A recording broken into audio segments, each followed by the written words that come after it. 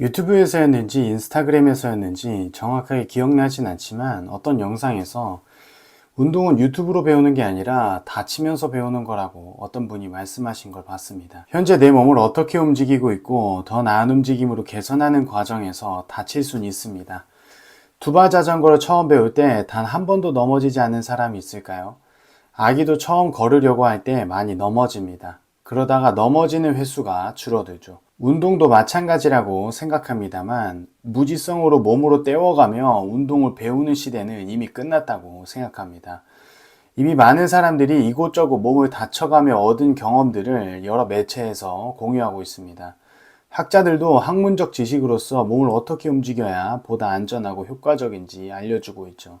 따라서 이들의 경험과 지식을 배워서 운동하는 것이 다치면서 배우는 것보다 배는 효과적이라고 생각합니다. 그러나 모두가 알고 있듯이 운동은 머리로 하는 게 아니라 몸으로 하는 것입니다. 머리로는 이해했다고 하더라도 몸이 따라주지 않는 경험을 모두가 한 번쯤은 해보셨으리라 생각합니다. 이 과정에서 두발 자전거를 처음 타듯이 혹은 아기가 처음 걸으려고 했듯이 시행착오로서 작은 부상이 발생할 수는 있다고 생각합니다. 그리고 저의 경험을 바탕으로 한 가지 저의 생각을 보태면 운동을 통해 체형이 바뀔 수 있는데 체형이 바뀌는 과정에서 통증이나 부상이 생길 수도 있다고 생각합니다. 지금부터는 4년에 걸쳐 저의 OHP 변천 과정을 말씀드리려고 합니다. 이 변천 과정을 통해서 저는 어깨와 허리 통증을 겪었었는데 통증을 겪는 당시에도 저는 내 몸이 긍정적으로 변하고 있는 징조라고 확신했습니다. 운동을 잘못해서 다친 것이라고 생각하지 않았습니다. 여러 근거를 갖고 있었기 때문에 이런 확신을 갖고 있었는데요.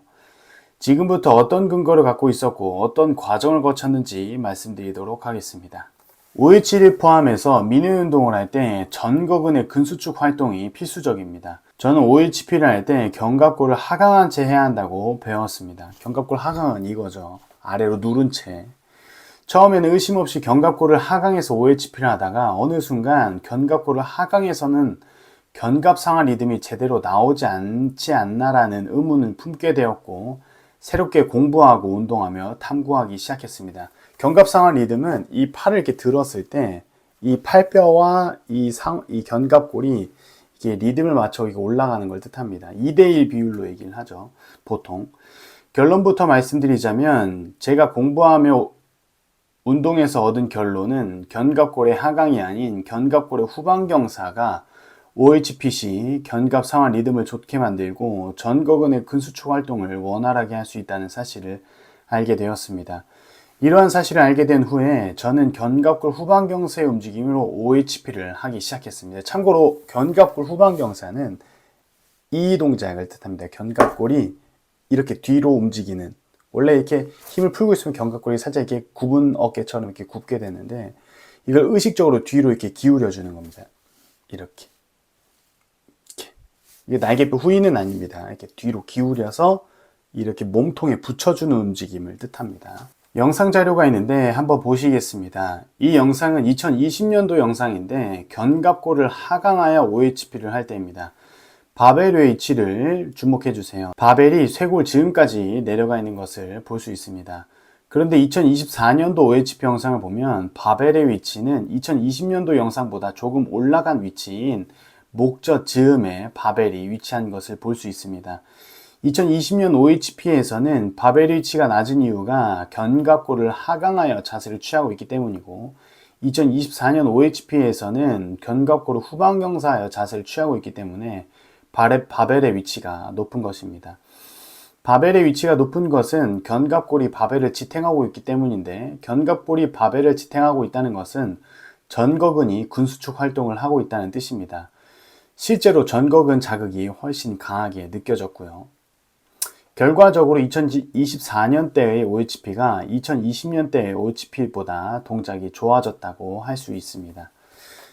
그러니까 견갑골이 바벨을 지탱하고 있다는 게 무슨 말이냐면 바벨을 이렇게 앞으로 지게 되면 바벨을 이렇게 누르게 되는데 이때 견갑골도 같이 이렇게 빨려갑니다. 앞으로. 이거를 저항해서 견갑골이 이렇게 들어주는 겁니다. 이거 보시면 어깨는 안 움직이고 날개뼈만 움직여도 이렇게 팔이 이렇게 들리죠. 요거를 말씀드린 겁니다. 제가 견갑골 후방경사로 OHP를 하는 과정에서 두 가지 통증이 발생했습니다. 하나는 왼쪽 허리 통증이었고 하나는 왼쪽 어깨 통증이었습니다. 정확하게는 왼쪽 기립근이 평소와 다르게 강하게 자극되었고 왼쪽 ACJ에서 강한 이질감을 느꼈습니다. 영상 초반에 말씀드렸던 것처럼 저는 이러한 통증과 이질감을 느꼈을 때 제가 잘하고 있다고 생각했습니다. 이유는 팔을 드는 동작을 수행할 때 척추 기립근이 수축해야 하기 때문입니다. OHP 할 때 척추를 구부려서 하시는 분은 없잖아요. 저는 왼쪽 기립근에 평소와 다른 강한 자극을 느낀 것이 활성화되지 않은 기립근이 활성화되어 강하게 느껴진 것이라 판단했습니다. 참고로 지금은 적응된 탓에 그때만큼 왼쪽 기립근에서 강한 자극을 느끼진 않습니다. 다음은 왼쪽 ACJ에서의 이질감입니다. 견갑골 후방경사의 움직임을 만드는 관절 중 하나가 ACJ입니다. 원래 견갑골을 하강으로 OHP 했던 제가 견갑골 후방경사로 OHP를 하니 움직이지 않던 관절에서 움직임이 발생해 이질감을 느낀 것이라고 판단했습니다. 지금 생각해도 이 판단이 정확하다고 생각을 하는데요. 이유는 한창 ACJ 이질감을 느끼고 있을 때 어느 날 거실 바닥에 왼손을 짚는데 왼쪽 ACJ에서 뚝 하는 소리가 나더니 시원한 느낌이 들었습니다. 이렇게 짚었습니다. 이렇게 기댔는데 뚝 하는 소리가 났습니다. ACJ에서 소리가 난 직후에 어깨를 들어봤는데 이질감 없이 어깨가 들렸습니다. 이 순간 저는 어긋나 있던 관절에서 정렬이 맞아져 이질감이 사라졌다고 생각했고 지금도 그렇게 생각하고 있습니다. 참고로 이것은 저의 개인적인 생각일 뿐 이론적 근거는 없습니다. 병원도 갔다 오지 않았습니다.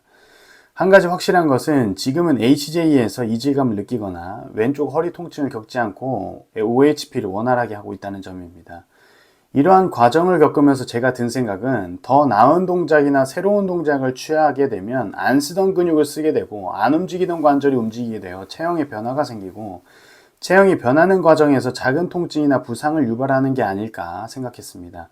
그러나 이러한 관점은 명확한 근거가 없으면 더 큰 통증이나 부상을 일으킬 수 있습니다. 따라서 명확한 근거를 제시해 줄 수 있는 전문가를 찾아가거나 공부를 하는 것이 현명해 보입니다. 영상의 결론입니다. 운동은 배워서 하고 배우면서 해야 다쳐도 적게 다치고 회복하기 용이하며 결과적으로 큰 운동 효과를 얻을 수 있다입니다. 시청해 주셔서 감사합니다.